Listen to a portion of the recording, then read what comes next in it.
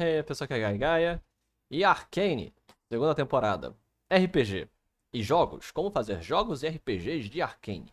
Vou aqui dar algumas ideias de o que, como trabalhar um RPG de Arcane, alguns sistemas que você pode trabalhar, RPG de mesa, algumas ideias até para jogos que possam também servir para isso. Se você quer ouvir minha opinião sobre Arcane segunda temporada, eu estou falando no meu canal alternativo, Gaia Gaia Random. Vou colocar no vídeo aqui uma análise rápida que eu fiz da segunda temporada. Eu devo fazer também mais vídeos lá. Mas falando especificamente sobre RPG, sobre jogos, como sempre, você pode se inscrever no canal, seguir, etc. Todas essas coisas. Então, Arcane, um RPG de Arcane, seja eletrônico, seja físico, ou um jogo de RPG de Arcane, tem o primeiro objetivo que você faz quando você vai jogar um RPG desse é o que você quer com Arcane. Arcane é uma série muito extensiva e que abraça muitos aspectos.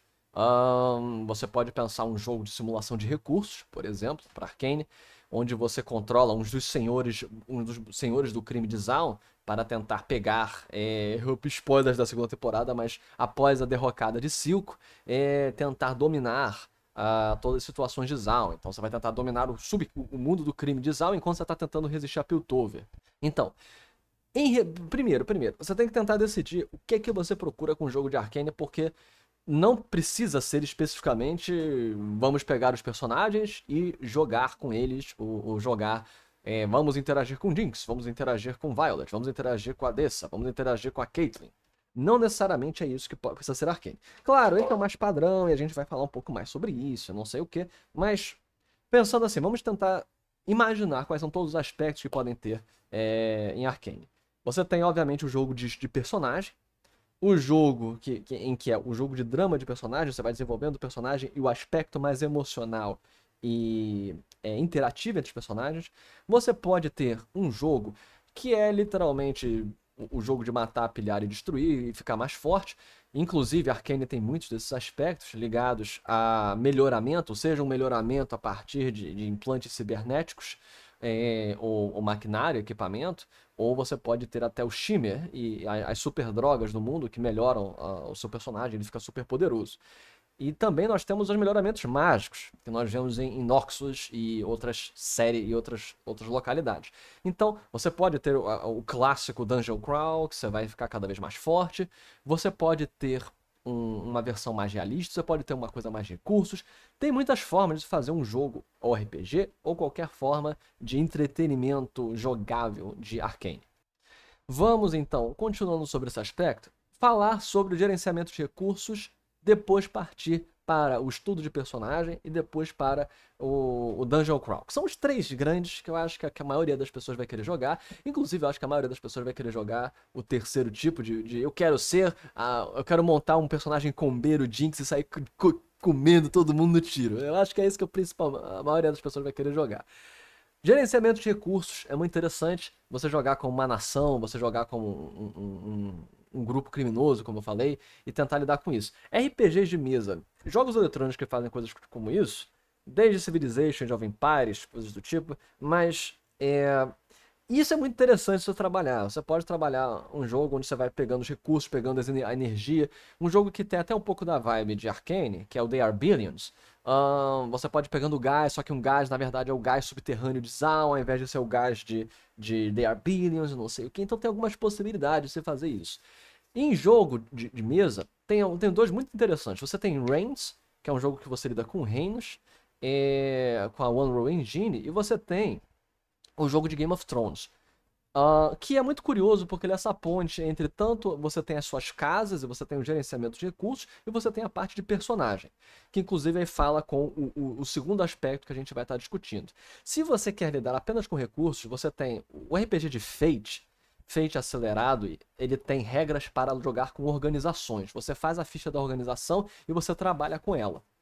Então, para um jogo de gerenciamento de recursos, eu acredito que o mais útil, mais provável, é você ter as ações da organização, que aí você vai ter que ter a ficha da organização, os recursos que você vai ganhando, as coisas que você vai investindo, e aí você vai ter as ações dos donos ou dos líderes, que aí você joga fazendo teste. Você pode fazer desde algo mais aberto, que você não tenha que, de fato, narrar e descrever as ações específicas de cada uma dessas pessoas, e você faz assim, apenas uma jogada geral. O que você quer? Eu quero... Senhor Cramfófilos, ele vai tentar assassinar a gangue do monóculo. Então, ele vai tentar fazer... Você faz só um teste, não precisa interpretar nada.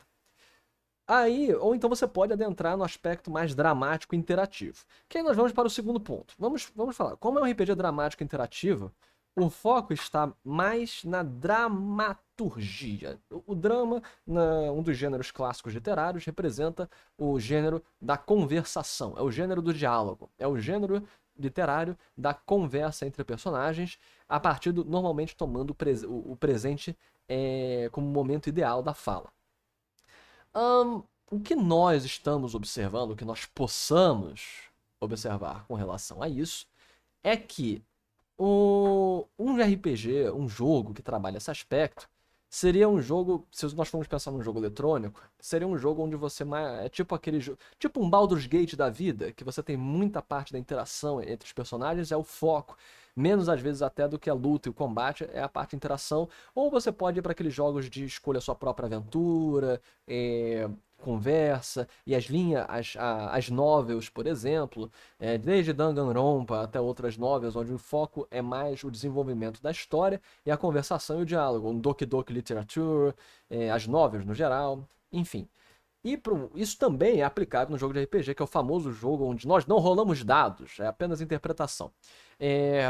Quase todo tipo de sistema faz isso, mas o ideal, os melhores sistemas que trabalham essa parte de drama, costumam ser os sistemas simulacionistas, que são sistemas onde você irá descrever profundamente o personagem e trabalhar as minúcias dele. É bom sempre elencar os maiores exemplos. Nós temos GURPS, nós temos Storytelling, que aliás classicamente é um dos mais famosos para esse tipo.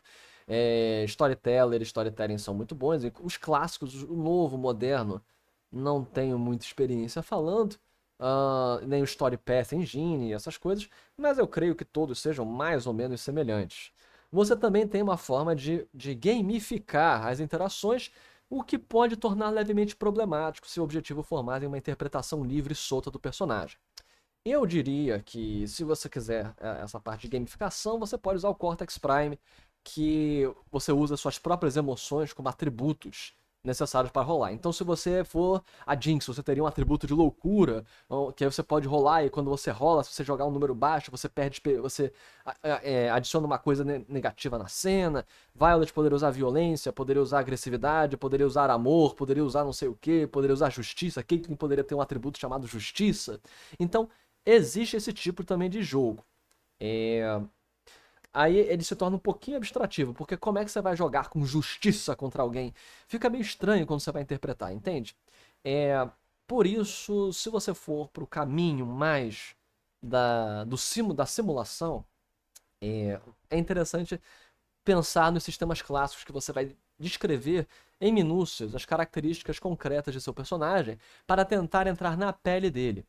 Então, você vai ter, vamos supor que você vai querer ter Jinx, você vai tentar descrever o melhor possível em números, dentro do sistema, a personagem.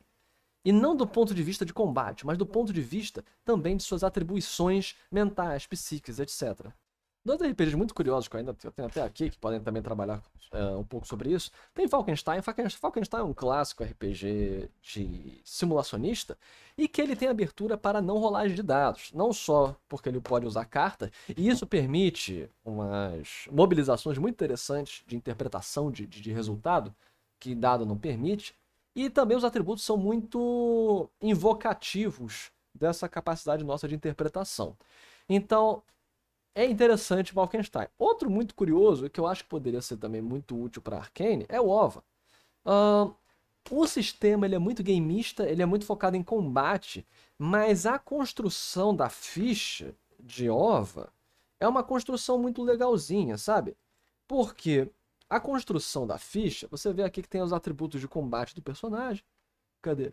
Você tem os atributos de combate do personagem, mas você também tem aqui bem no cantinho, você vê, tá até difícil de colocar, mas bem aqui que tem arte da invisibilidade, ataque, combate, não sei o que. Essas são as características de fato do personagem. E tem muitas características, uma das partes mais curiosas de OVA é que você faz a ficha para ser equilibrado, características negativas e positivas, e aí você coloca tipo amnésia, comportamento destrutivo, não sei o quê, e aí você constrói a psique do seu personagem.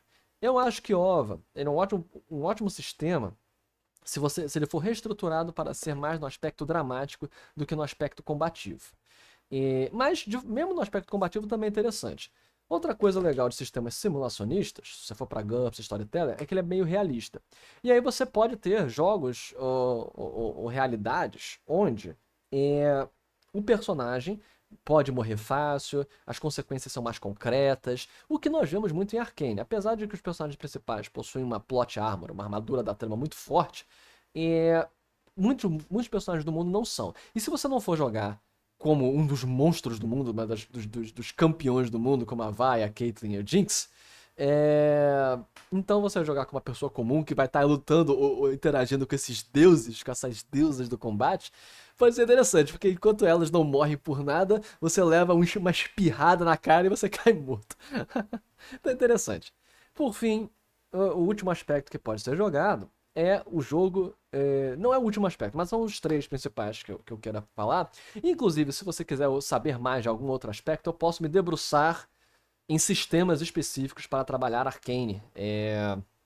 Como, por exemplo, vamos fazer um vídeo para falar só sobre GURPS e Arcane. Pode ser interessante. Eu talvez até fazer uma live falando sobre Arcane e descrevendo as minúcias de sistemas que possam ser trabalhados com Arcane. Mas então, continuando, se você for trabalhar com gameismo, com a ideia de matar, pilhar, destruir e ficar mais forte, existem muitas saídas. D&D, se você for pensar os sistemas clássicos, D&D, Ordem Paranormal, que é derivado de D&D, etc.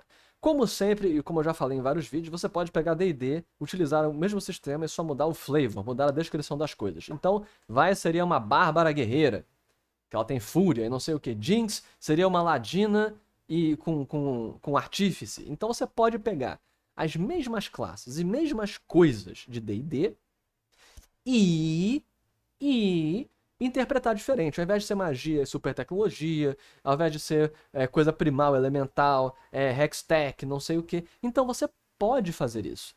É um dos caminhos mais fáceis que eu acredito que se possa ser trabalhados. Se você quiser algo mais...